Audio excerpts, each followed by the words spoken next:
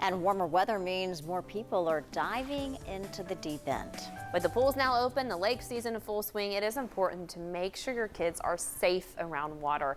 Drowning is a leading cause of death for children across the country, according to the American Red Cross. But drowning is preventable, and it all starts with education, awareness, and being prepared. Katie Emmons spoke to a swim instructor who gives 5 tips on keeping your kids safe around water this summer.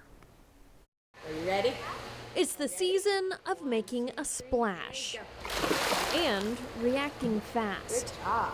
Alana Bernstein knows swim lessons save lives. Drowning is preventable. There are several layers of protection to obviously avoid all of that. That's why she started Alana's Aquatics 2 summers ago. So the demand has been pretty high since I started this. This time of year, the bottom of the pool is top of mind. And most people think to enroll in swim lessons during the summer when the pools are open, and you really need to start enrolling when it's the off season. Almost 4-year-old Riley Anderson is just one of her 50 students. So she has come such a long way in such a short amount of time. This swim instructor's approach is a unique one. My philosophy is that I work at the comfort of the child versus being goal-oriented, although goals are met along the way during our lessons. So you're going to see a lot of a little bit of everything. While there are plenty of programs and resources available to get kids comfortable in the water, it's the strategy shared at home that really matters. Being proactive as a parent is so crucial. She has 5 tips for families pushing for safety at the pool. First one is to always stay hydrated, especially in the summer months. Too much swimming, too much sun, you can get super exhausted. Second, always have someone watching the water. Always have a water watcher whose sole responsibility is to watch the water and the children that are swimming in the water.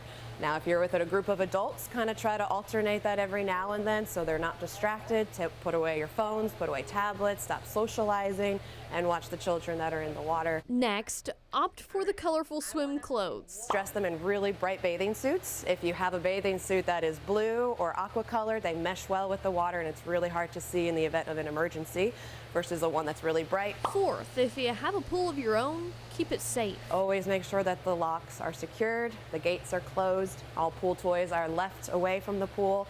If a toy is left behind in the water, a child is very enticed to go grab that toy without knowing the circumstances. And finally, use appropriate flotation devices. So you'll hear any swim instructor talk about this all the time, that those puddle jumpers especially will train that body to stay vertical in the water versus horizontal in the water. As you jump into the summer, you can never be too prepared.